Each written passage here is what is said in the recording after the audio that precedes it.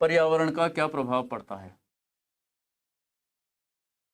भूदृश्य पर पर्यावरण का प्रभाव।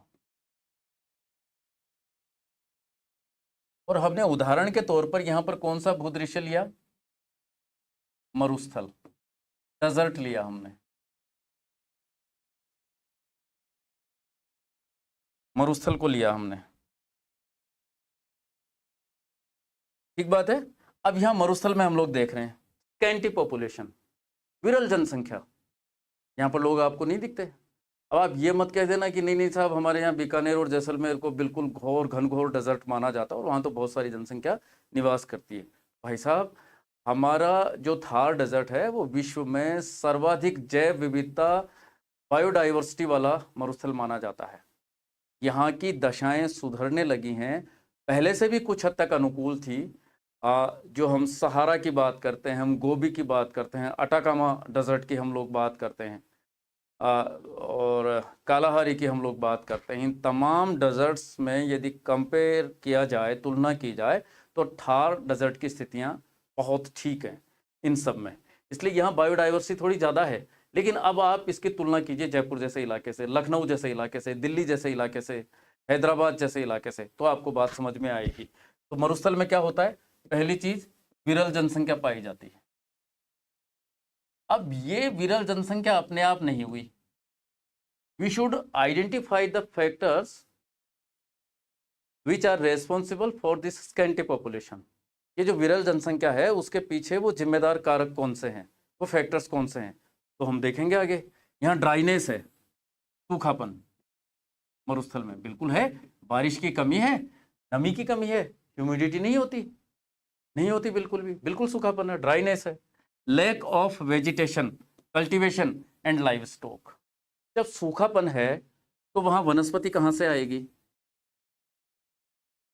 वनस्पति नहीं होती है तो ना के बराबर होती, बहुत कम। पता है ना आपको, मरुद्भिद वनस्पति, कांटेदार वनस्पति, ये चीजें। उसके बाद खेतीबाड़ी नहीं होगी, ये नहीं होगी, कल्टीवेशन नहीं होगा, ड्राइनेस है, आप समझ रहे होंगे। और ये नहीं है तो पशुपालन भी नहीं होगा, ये नहीं है तो पशुपालन भी नहीं होगा। और ये तीनों चीजें यदि वहां पर नहीं है तो अर्थव्यवस्था कैसे गति करेगी? अर्थव्यवस्था के हालात क्या होंगे आप जान सकते हैं।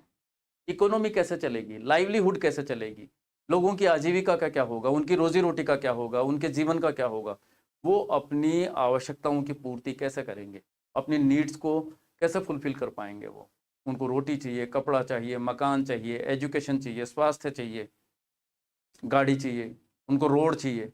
ऐसे हालातों में कहाँ ये चीज़ें डेवलप हो पाएंगी? तो इसका परिणाम क्या हुआ? वहाँ आजीविका के स्रोतों की कमी है, लो डेंसिटी ऑफ पॉपुलेशन, ये बात हम लोग कर चुके हैं। स्कैंटी पॉपुलेशन, विरल जनसंख्या, जनघनत्व बहुत कम होगा।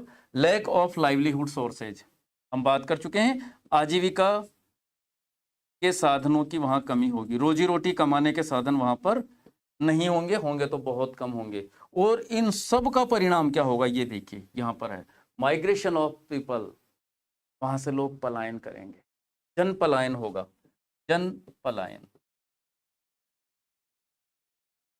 लोग नहीं टिकेंगे वहां पर। आप जयपुर में इसका अच्छा खासा उदाहरण देख सकते हैं।